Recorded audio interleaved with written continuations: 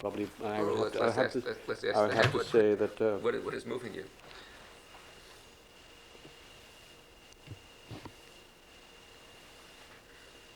And then I suppose it will have to be, the nature of human experience.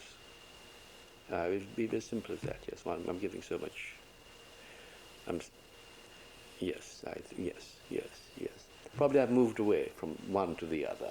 Probably as one gets older, with all the losses, one begins to sink into oneself in this way. It might be that. I remember way back, and perhaps even the first time we talked, you said something about you felt you always would have a very small constituency. Yes. Uh, you have a large constituency. Years have passed. You think I have a large Yes, constituency now? I mean, your two books ago, you had a bestseller. Yes. Uh, when you go to India, people know you. I mean, people not only know you and know who you are, but many people want to know what you think about everything, or Yes. a variety of issues. Yes. Broadens the constituency. Yes.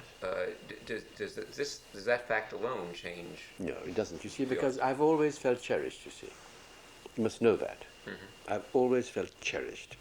At school, I was spoilt by my teachers who loved me.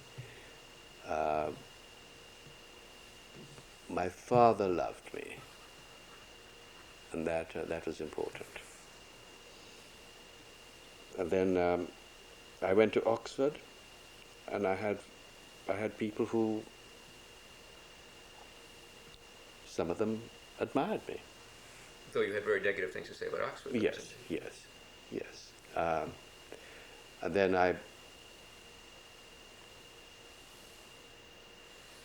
I got this little editing job at the BBC when I left Oxford, because I was 22, because the man had a regard for me. And then the people who were around me in the BBC, they had a regard for me. And then I wrote my first books. The people of the publishers liked me and encouraged me. So I've always had people I've always had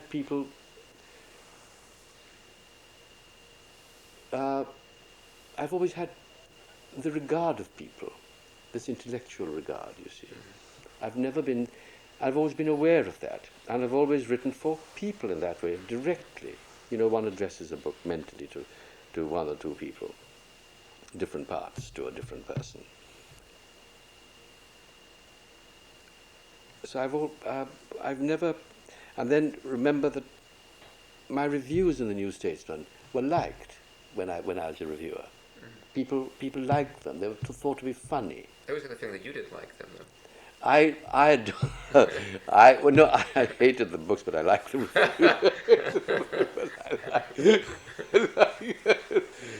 And so when I went to India for the first time, there were people actually in India where the New Statesman was read, hangover from the independence struggle and the colonial days.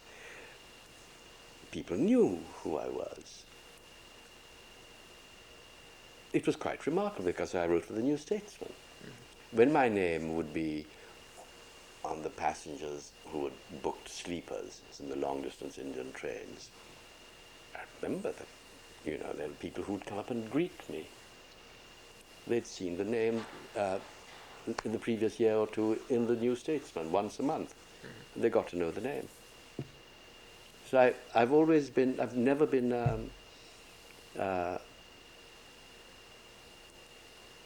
I've always been all right intellectually in my own eyes, whatever other ways I might have. Though there always have been people out there somewhere who would be, having negative things to say about your books or about you.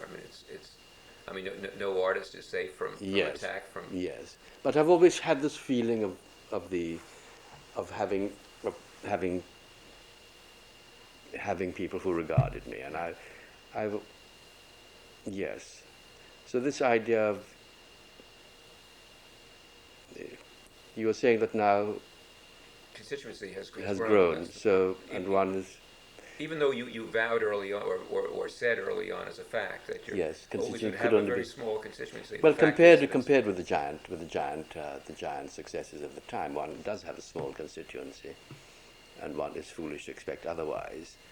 But it's grown hugely though, and it isn't just a matter of getting the intellectual respect, but even in I'm a aware certain of. degree of the I must say I'm aware of it. popularity. I'm aware of it, and I must say I probably should have been, you know, I really didn't believe it when people would write me letters, and I thought they're making it up. But it's probably come very late. Well, It's probably to alter one. It's probably come very late. Well, that's the Yes. question. What sort of people send you letters? My writing touches them for all kinds of reasons. My writing touches them because it's enabled them to look at the world more clearly. And my writing, all this has been said about the later work especially, you know, it's strange.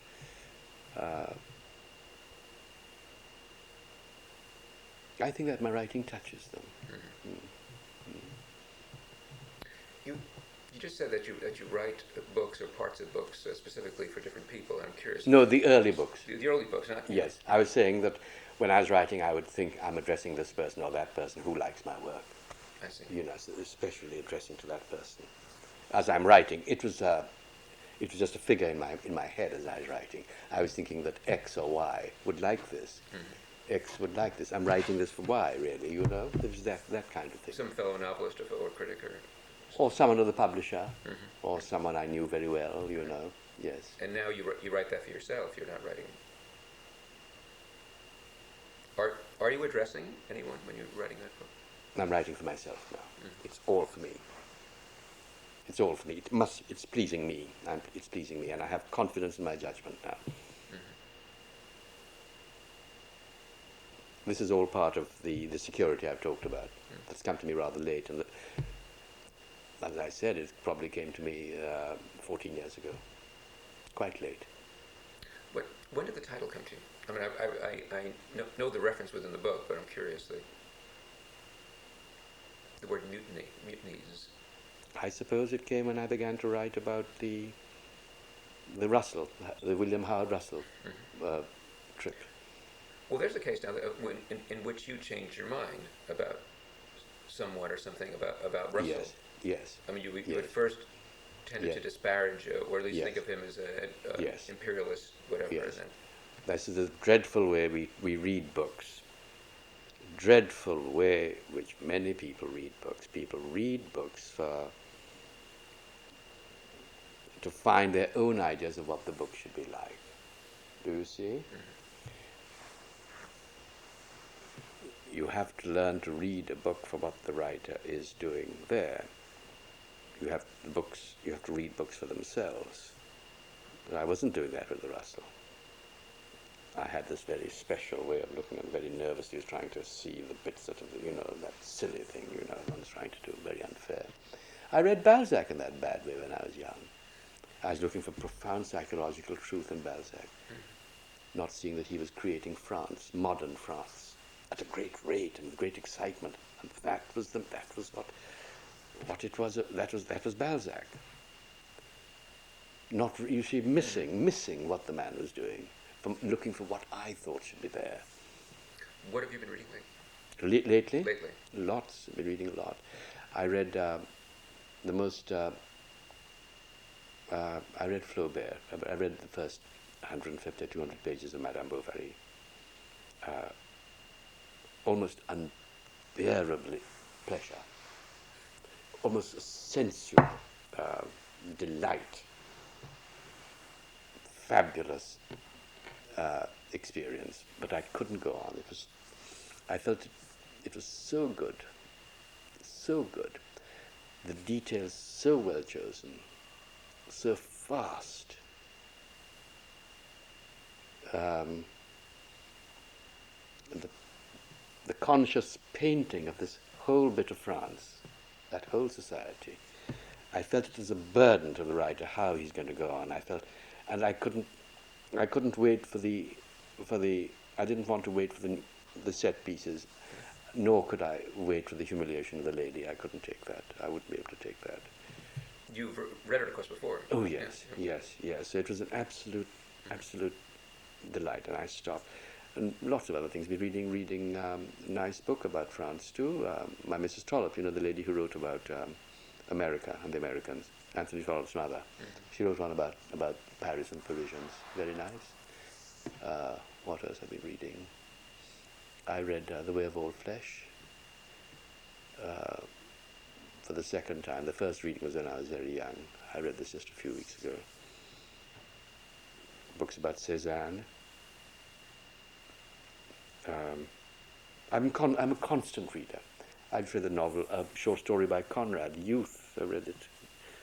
Quite a good story, really. Very good, very good.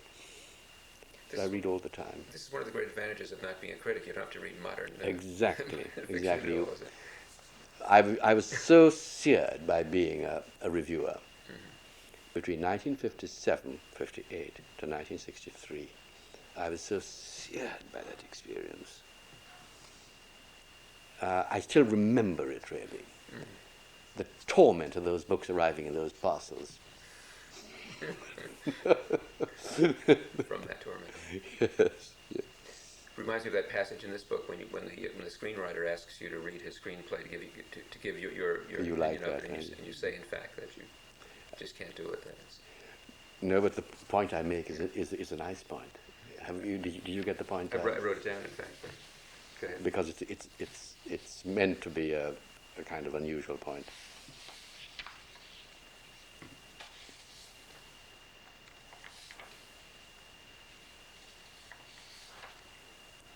It was that I spent all my life, I think about writing every day. And I experience and I write in my own way.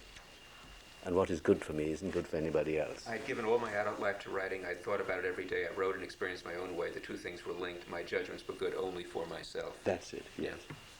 And then he smiles and says, my judgments about screenplays. Exactly. That's he, felt, the right response. he felt the same thing too, yes. That he writes in his own way too, yes. You still see contemporary films, though. That's one area which you allow yourself to move into. The 1990s, isn't it? No. You've stopped about Humphrey Bogart time. Yes. Have Because you all seen forms are dynamic, you see. Forms are dynamic. And it's changed. I mean, the films have changed. They began at the turn of the century, and they've been going for so many years, and now the television thing has taken over, and it is the most dominant form, and they're very long, and they're very self-centered, and they're all boastful, and they're very vain, and they're uneducated, and I find them unendurable. You know, the greatest torment in traveling is you have these screens, and you can see these silly things in front of you, and even if you don't hear the sound, you can see they're nonsensical on the aeroplanes. You know. What did you do on the plane coming over? Did you read? No, I slept. No. I slept. I put my mask on. I had lunch and just lay down. The last thing you would have done would have been to watch the film. Absolutely. No, I certainly wouldn't do it. If it's a good film, I want to watch it in better conditions. If it's a film I wouldn't watch a film in conditions like that.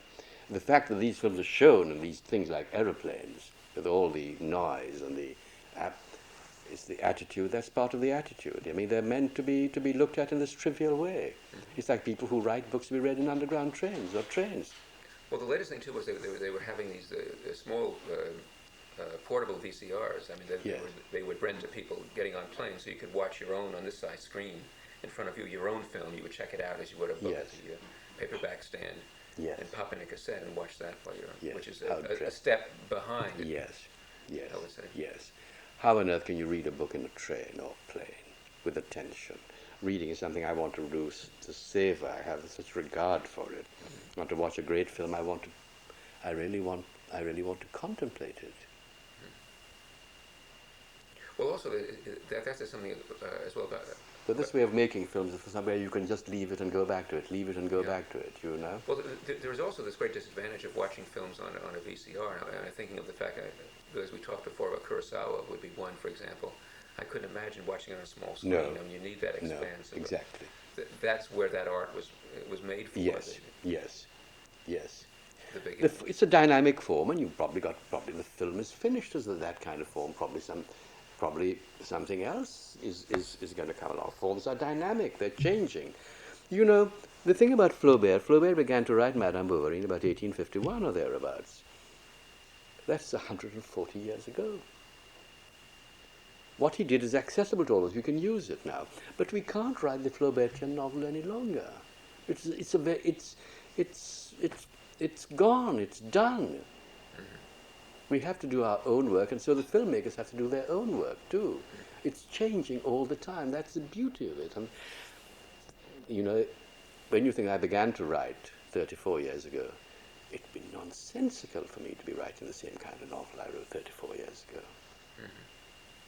All tempting it. Even Dickens, Dickens changed. And Dickens, my theory is that Dickens was killed or driven to an early grave by the Dickensian novel. I think he carried it like a burden. When you think that he began Oliver Twist and at the time that Balzac was doing Père Goriot and Eugénie Grandet, those lovely books, and then the French novel developed and Maupassant came along. Think of all the excitement there, and there was Dickens still doing writing this Dickensian thing. No wonder he died at the age of 58. So it was too much for him. If he had moved on to something else, he would have had couldn't do it. Well, that leads me to the Mystic Monsieur now. Last time we talked, one time on the phone, you said Yeah. that there was a movie sale in the works.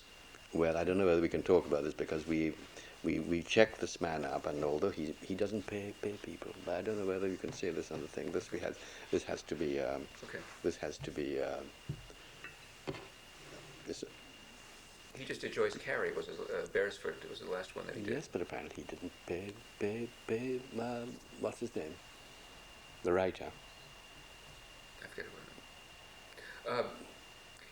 In a more Boyd. He didn't pay Boyd. Boyd. Who was doing yours as well? I think you said. Exactly. Yes.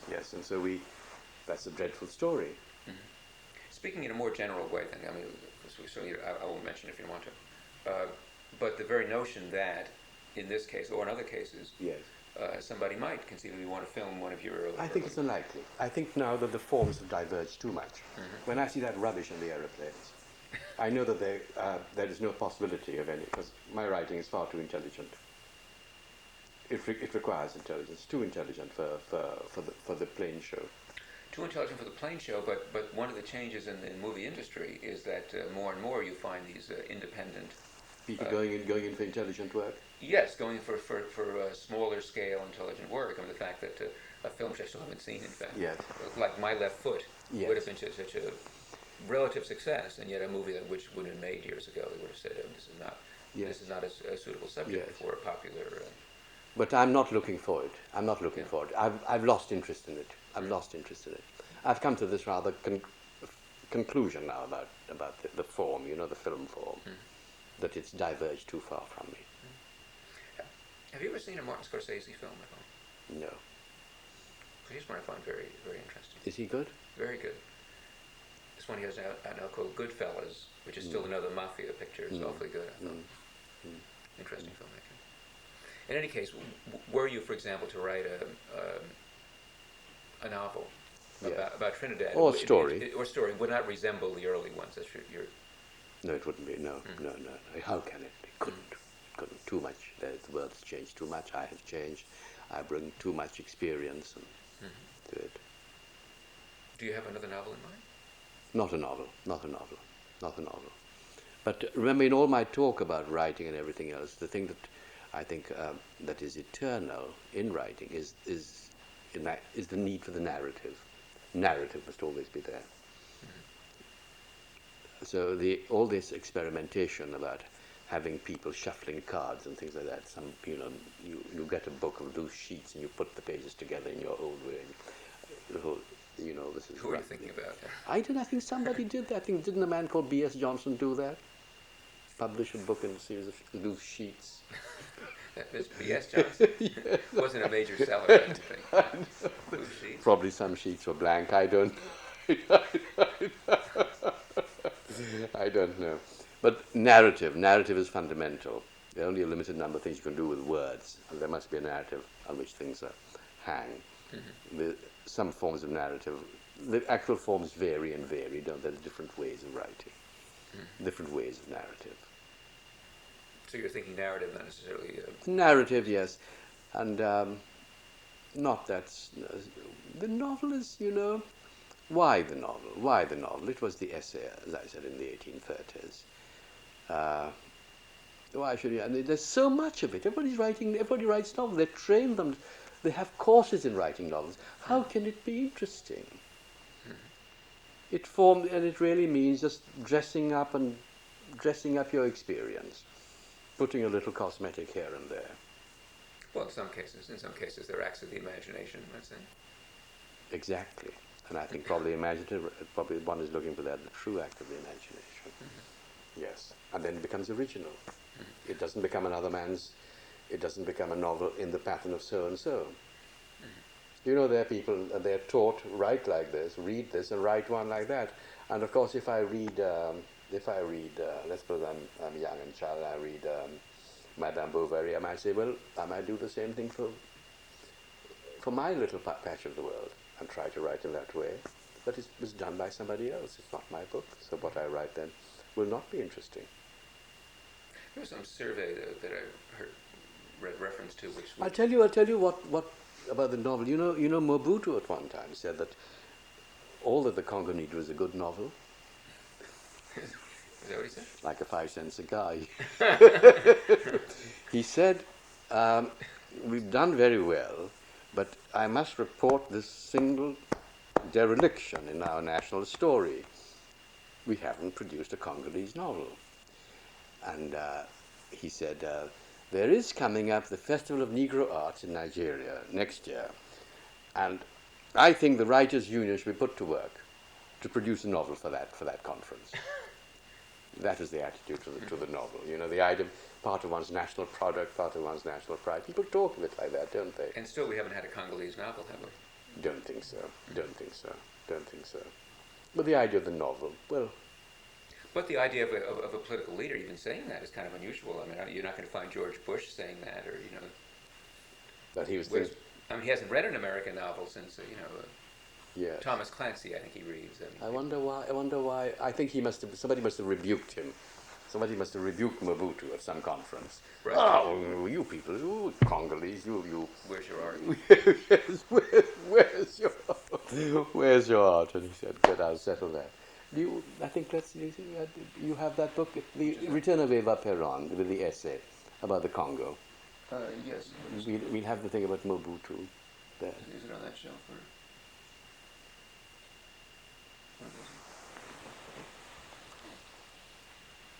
They're all there, but...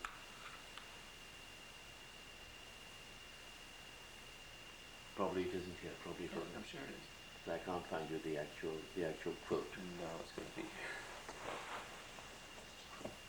There it is, yes. There it is. Yes.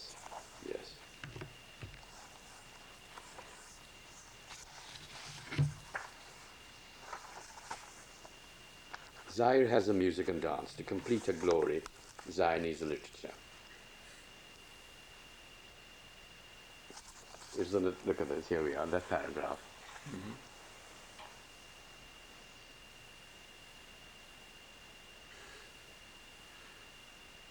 And what year was this? This doesn't happen. That is 75. Yeah. That thing was written in 75. Yeah.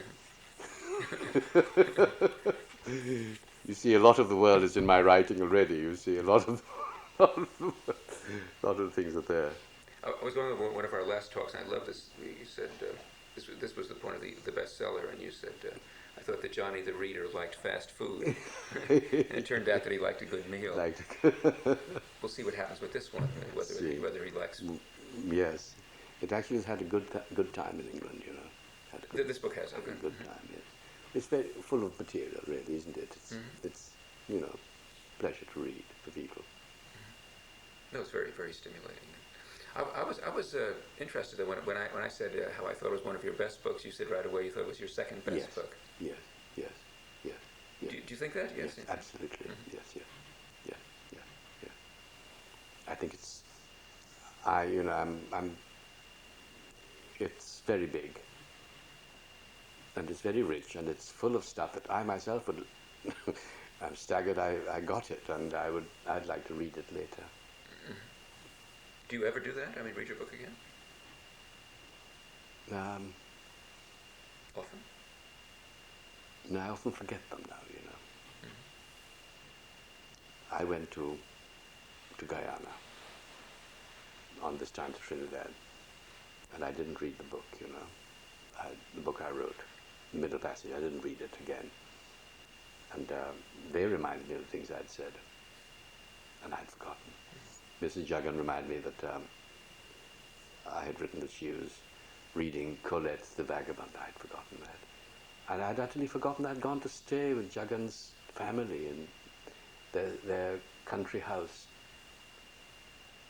And I'd forgotten that I'd written she'd painted her toenails.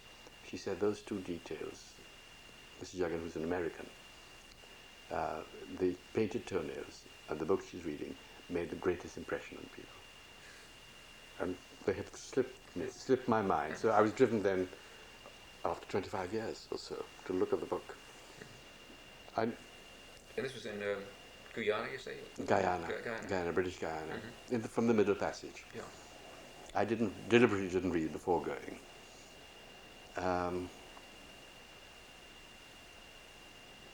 You do forget. I don't, and some books I don't read. Do you ever feel that you would want to redo a book? I mean, that you were looking back on it, you were not satisfied with it? I had the pleasure, having then read The Middle Passage, which I regard my mind mentally as a flawed book. I had the pleasure of reading parts of it. And I'm ashamed to confess it gave me enormous pleasure.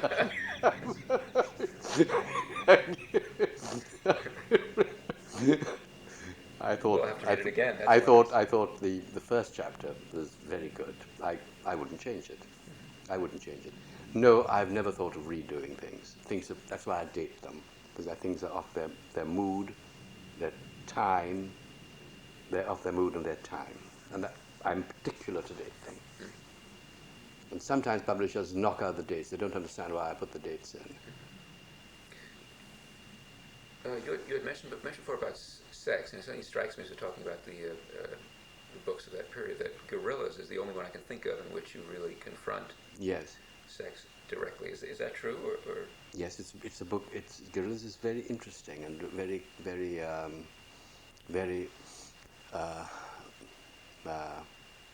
very violent work, of course. It hangs between two sexual acts. It's contained between two sexual acts. And one explains the other. And it's about an act of murder. That is the achievement of the book, apart from all the other things in it. As a narrative, it's shocking. The murder is shocking. It's like a real murder. It's like a real loss of life.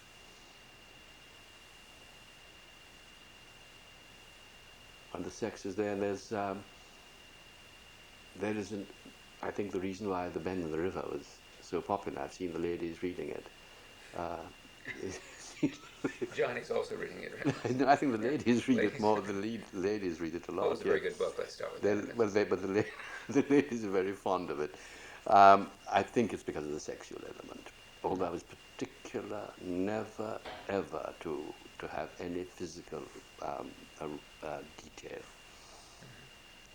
I don't think I even used the word naked once. I don't think I was very particular not to. With writing, you always have to exercise tact. You always have to be aware of the associations of words, styles, and mannerisms. And I wanted in all my writing to avoid any association with that kind of pornographic writing, which I don't like myself. So the eroticism of both books, I think, is entirely below the words. No, I remember when you showed me it was either your journal or the original manuscript. The notes, the Gorillas, that was written in such. Yes, I was very shocked by it. Very shocked. As if you. Yes. That was a very visceral reaction. Yes. We have to think sometime about your people coming. They're coming now, aren't they? They're outside now. Well, probably about 5 minutes or something. Yes, yes. So we probably could wind. Is there anything that you'd like that we haven't talked about that you wanted to? I just wanted to ask you whether we could talk later about the things you think I should read to the Y and things like that. Okay. Just give me some suggestions. Mm-hmm. Well, I was going to say, by the way, I'm not sure how you feel about it, but I would suggest you read the last chapter. Do one whole chapter or something, and I hope that was. I mean, it helps having built to that as you go through the whole book. But I thought that was so moving by itself. It's too big to read, of course. We could cut it down, but I think it's. I will consider that. I think it's a good. Because it really has its own flow. I mean, it's like a story unto itself. But I think so. One if I can say one problem in reading is really to immediately get the audience's attention and to maintain it. Yes. And sometimes when I've heard writers read. Yes. For one thing, they'll leap from one passage to another, which is confusing to someone who hasn't read the book. Yes. And yes. This is such a beautifully sustained piece. Yes.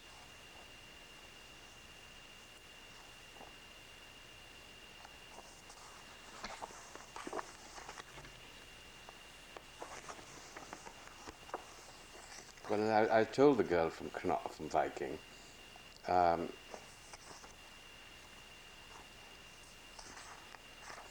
what about the Brahmin who was the last Pandit for the Maharaja Mysore? Yeah. That would all right, 193, that's 9 pages. That'd be 27 things. And then you could go on to the changes that the man didn't talk about. He didn't talk about the fatness of the Maharaja and things like that. Yeah. Would you read that then later, and then we talk about it on the phone? 193. Okay. I'll take a note of it. So that would give one about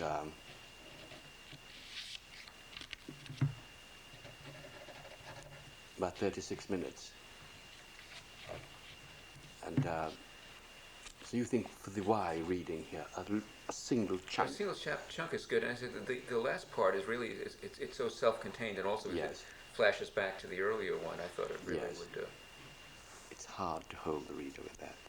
There are longer. Mm-hmm. But I mean, they also have terribly vivid, I mean, you do all the way through, but very vivid characters, the people at the hotel. But it would depend on the reader or the hearer knowing the characters to get a bit of the charm. Mm-hmm. I think it comes out of that. The other thing to contemplate is the one just before that. I'm just trying to 180 to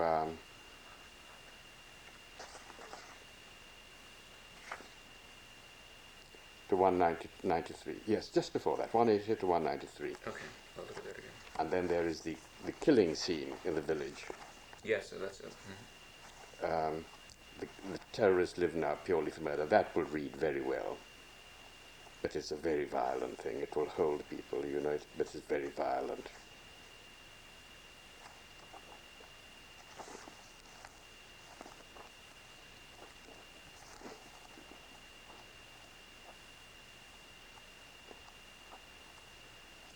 When you start doing this, you understand the richness of the book. And I'm slightly staggered I wrote the book. I really am. I see the 15 notebooks, and I didn't know I could 452 to